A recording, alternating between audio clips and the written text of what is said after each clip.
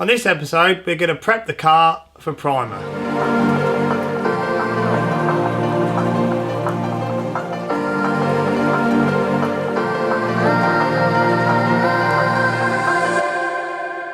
Right, as you can see behind me, the car's all masked up, ready for its first coat of primer.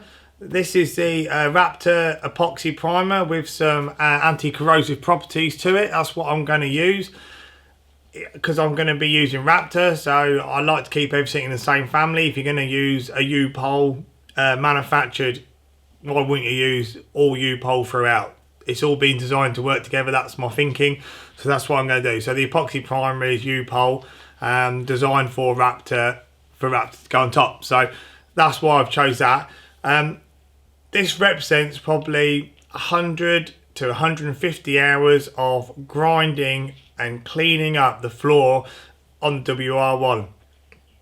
The reason we decided to grind it is, yes, there are probably better processes. You can have it dipped, you could maybe have it shot blasted. I'm sure there's some other ways as well to clean the floor up, but in a sort of a DIY situation, you've got to stop somewhere. To dip it, you've got to have everything, interior wiring, the whole lot comes out, and then also you're into repainting the entire car. If you're blasting it, ideally it's an engine out job and it wants to be put on a rotisserie so they can turn it around, so they can blast it sort of on its side. Them situations didn't really suit what we're doing to this car. It's not going to be a full concourse restoration. So we decided that the best way to go was to probably grind it as best as we can, get the best finish we can, ready for the primer and then ultimately the Raptor finish. So yes, it is a bit of a compromise, but it's also something you can achieve at home. Warning, this is hours and hours of relentless work. Unfortunately, in a way, because of the situation we are with the ramp, we couldn't really do it any other way. Everything's overhead, so as you're grinding, everything's landing on your head and there's muck everywhere. It's a really mucky process, but the end result is good, which is ultimately all that matters. If maybe we took the engine out and we had a rotisserie, we could have turned it on its side, which would have made the whole grinding process a lot easier, but we weren't going to go as far as that. We had to draw the line at some point. The problem is, if you're not careful, these things can escalate out. So it would have been very easy to go, well, if we're going to paint the floor, why don't we paint the engine bay? And then, oh, well, that's the engine out. And then you think, well, really, we can't get to that bit behind the brake servo. Then you start taking the brake servo out. And if you're not careful, you've stripped the entire car down and it's way beyond the project you want. And that's why there's so many projects on eBay. It's just because it's so easy to just get carried away. And in the end, it's actually, you're in a bigger hole than you want it to be in. So we've drawn the line. We're painting basically, I'll show you in a minute. We've painted underneath where the gearbox is, and then everything engine bay wise is just going to get a good clean at the end, but it's not going to get painted, it's not going to get Raptor, and most of the stuff that needs Raptor, to be fair, is sort of from the bulkhead back underneath anyway, and obviously in the wheel arches where most of the damage comes from stone chips and bits and pieces from driving it all year round. So I just want to show you a few things that I've done and why I've done it, and then we'll go into a bit of how I've prepped the car ready, and then hopefully at the end of this video it'll all be primed up. Right, let's have a look. Right, because the situation that normally the ramps are, obviously these pads would be sitting on the seals. Obviously, because we wanted to grind and paint all the seals, I wanted to try and do a paint work where it was as seamless as possible, i.e. I didn't want the pads to be sitting there, paint everything and then come back and paint them later. I kind of wanted to try and do one seamless job. So what I have done is I've manufactured these up quickly, and all it is basically we've used the original pickup points for the rear subframe, put them on some little posts, bolted this in. It's a very crude piece of fabrication, but what it has done is allowed us to lift the entire back of the car up on this piece U channel, and what it does then is it allows us to paint the whole of the sill underneath without having any stop points or overlaps.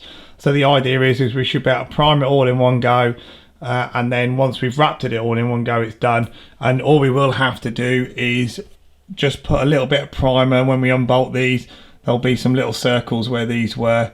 Just needs a little bit of primer just to stop it rusting, but that will be underneath the subframe.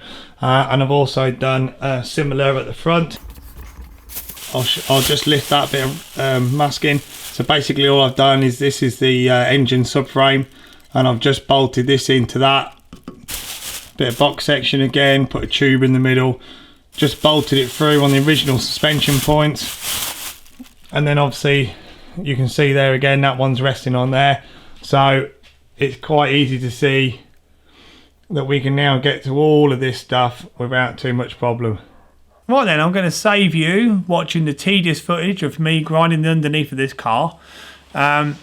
Basically all we're doing at the minute is getting it ready for the epoxy primer, the Raptor. So yeah, so basically what I've done, started off using the angle grinder with one of these knotted wire wheels. They're absolutely brilliant, these are. So basically what I've done, I used this to take the bulk of the sort of rubberized textury underseal. It's not like what you buy, what they put on at manufacture. It's superb stuff. It does exactly what it needs to, but unfortunately it does take a massive amount of effort to take off.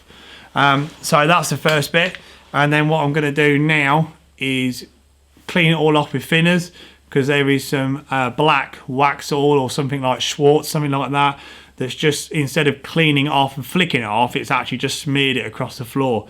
So I will wipe that all down with thinners, and that'll clean all that off. So that's another little bit out of the way. And then what I'm going to do then is go over with my little 90-degree angle grinder, or a sort of 90-degree air grinder with a different bit on it. I've got a few different sizes and shapes just to get all into all the nooks and crannies. And then I'll probably then wipe the whole thing over again with thinners again.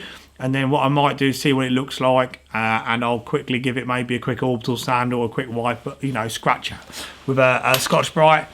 And then I will then, when we're all masked up and ready to go, I will fully panel wipe the whole car from front to back, make sure there's no contaminants on it. Right, the car's all masked up. All we've got left is to give it a panel wipe and give it a tacky rag.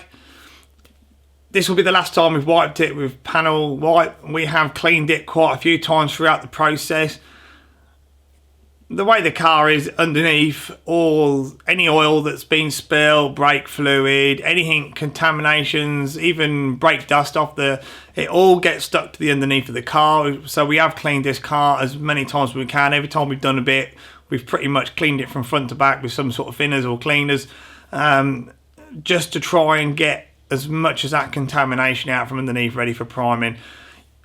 You're probably never going to get it all, but you've got to, you know, preps and everything. So we've done everything we can. So fingers crossed, once we get the primer on, it's all nice and clean and ready to stick. So I'm just going to get a bit more of this plastic up, wrap it around, make a bit of a tent around it, just to keep the overspray off the garage. And then we'll be ready to start loading up the gun and putting some paint on. So let's crack on.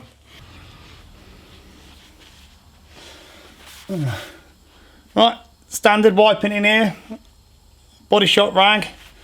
This one's got panel wipe on, dry one to wipe off the excess, get it wet, dry it off. Nothing clever. The only thing I would say, quick note, as you're whipping around cleaning, make sure you look at anything that's shiny. If it's shiny, give it a quick rub with a bit of Scotch-Brite. If the masking don't look good, quickly put a bit more masking tape on that if you're unsure. And it's really easy to do. As you're going around, make sure you look at all the little holes that are in here. If there's any holes that you see, or you can see daylight through, that means your paint's going to get through it. It sounds really obvious, but on here, when you're doing this sort of stuff, obviously where we took ABS sensor out and there's a bolt, there's a little threaded hole there. If you leave them without any tape on the back, all your primer's going to blow through it. Next thing you know, when you finish, you go, cool, that looks nice, open the bonnet, overspray everywhere.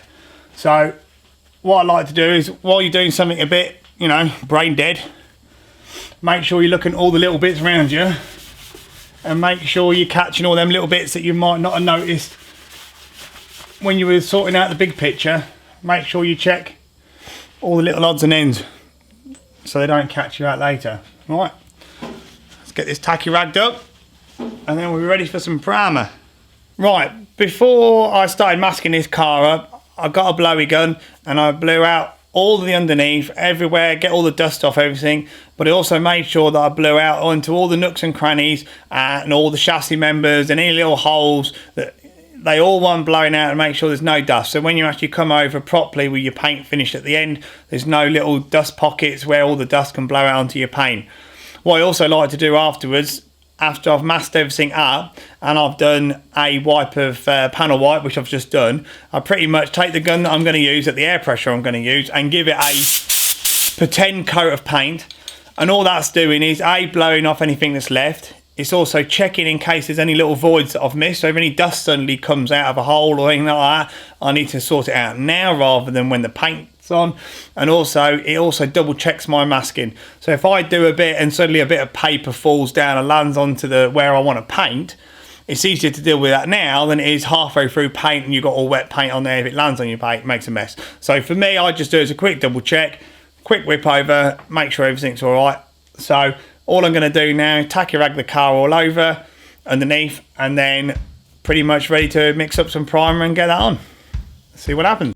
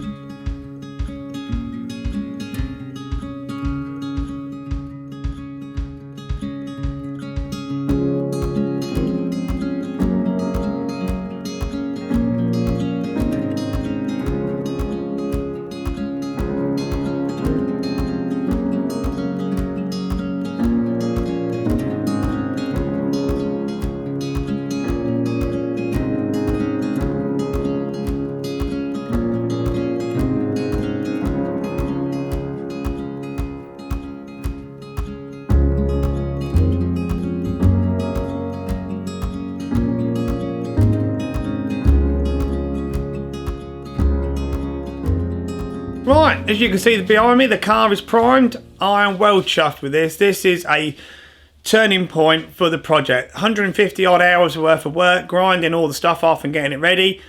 It's primed, massive turning point. All we got to do now is get a coat of Raptor on it, and then it is ready for starting to put things back on, which is a massive motivational move.